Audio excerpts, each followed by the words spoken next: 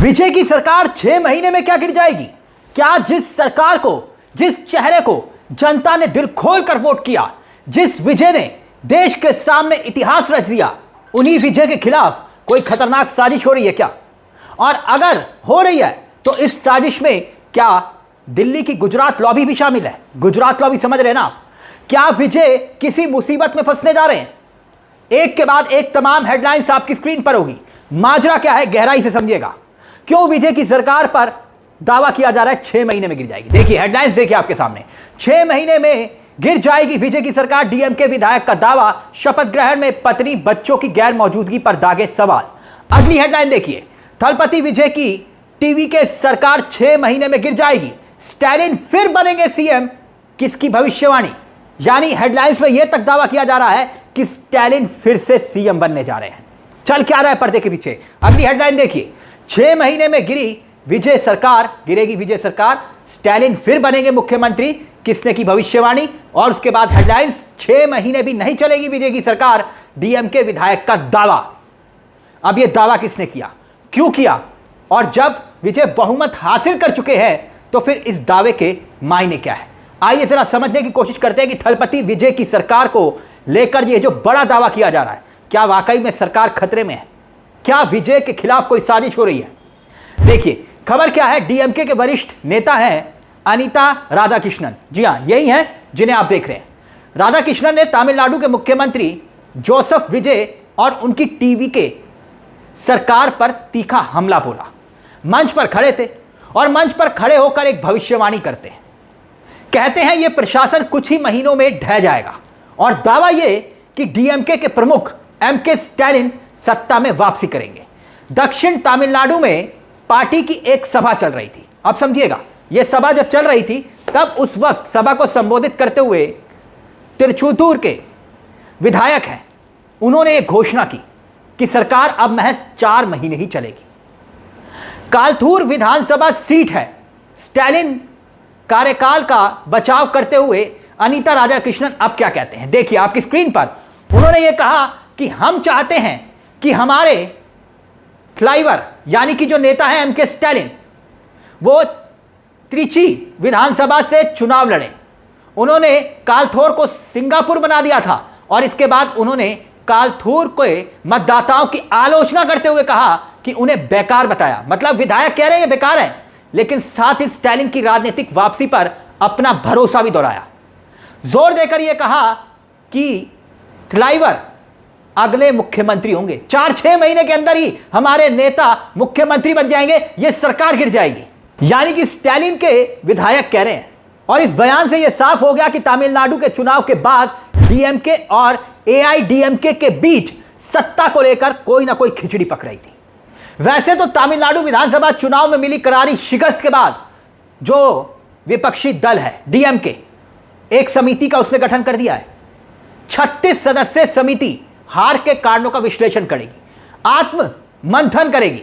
लेकिन उससे पहले यह बयान, स्टैलिन ने समिति की हार की वजहों पर एक निष्पक्ष रिपोर्ट मांगी है, लेकिन राज्य में सत्ता विरोधी लहर ना होने के बावजूद दावा किया जा रहा है कि यह अप्रत्याशित हार कैसे हो गई। अब पूर्व मुख्यमंत्री यहां समीक्षा कर रहे हैं, पैनल बना रहे हैं, और दूसरी तरफ उन्हीं के ही विधायक कह रहे हैं कि सरकार 6 महीने में गिर जाएगी। अब डीएमके के नेता राधाकृष्णन, इस सरकार के पास सिर्फ 6 महीने का वक्त है। एक व्यक्ति हैं, वो कहते हैं एक व्यक्ति हैं आधव अर्जुन, अगर हिम्मत है तो विधायक पद से इस्तीफा दे। मैं भी इस्तीफा देता हूं और चुनाव लड़ते हैं। तिरुचूर से चुनाव लड़ते हैं, तिरुचेंदुर से चुनाव में जो जीतेगा पता चल जाएगा। 25 साल से राधाकृष्णन का गढ़ यह माना जाता है, लेकिन सत्ता का घमंड देखिए।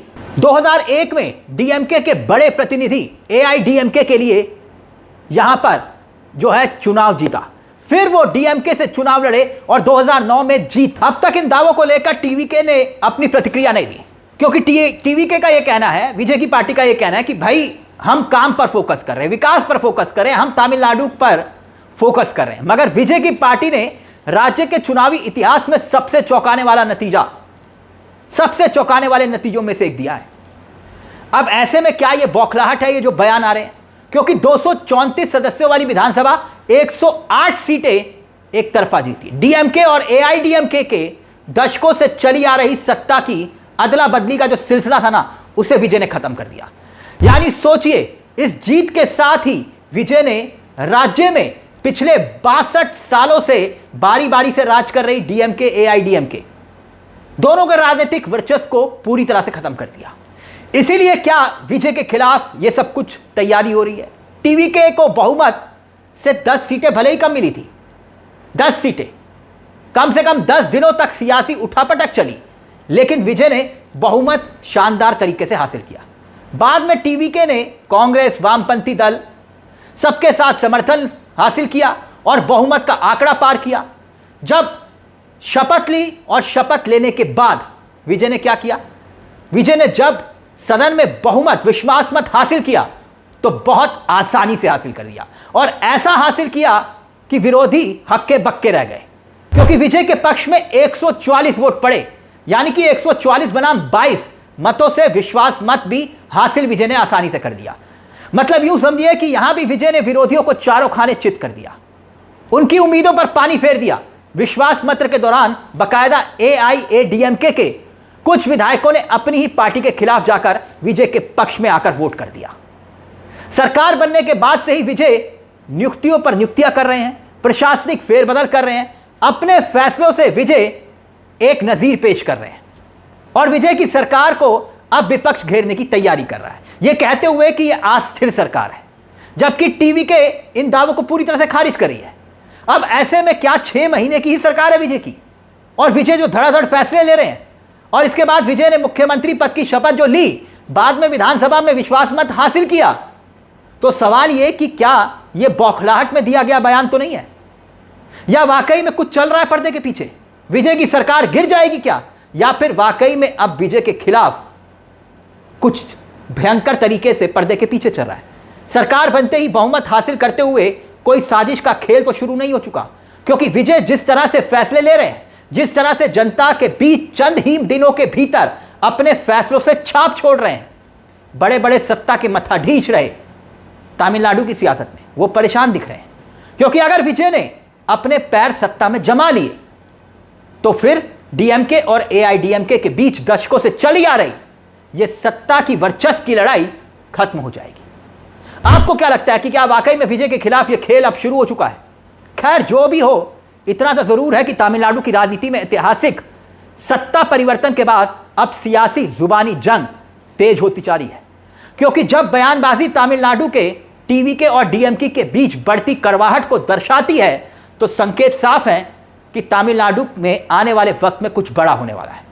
अभिनेता से नेता बने विजय की चुनावी जीत तमिलनाडु के इतिहास में दशकों के सबसे बड़े राजनीतिक उलटफेर में से मानी जा रही है और इसका असर दिल्ली तक जा रहा है। दिल्ली तक, तो क्या वाकई में दिल्ली में भी कुछ पकड़ा है? विजय के खिलाफ साजिश शुरू हो चुकी है? आपको क्या लगता है, जिसने देश की सियासत के सामने नजीर पेश की विजय ने, क्या वो वाकई में 5 महीनों में, 4 महीनों में निपट जाएंगे, उनकी सरकार गिर जाएगी? कोई खतरा लगता है आपको विजय की सरकार पर? इस पूरे मुद्दे को लेकर अपनी राय हमें कमेंट बॉक्स में जरूर दीजिएगा। मुझे तिलक चावला को दीजिए इजाजत। एक छोटी सी दरख्वास्त, चैनल को सब्सक्राइब करना मत भूलिएगा। मंच आप ही का है, जहां हम सिर्फ खबर नहीं दिखाते बल्कि खबर के पीछे की खबर भी बताते हैं। नमस्कार, जय हिंद, जय भारत।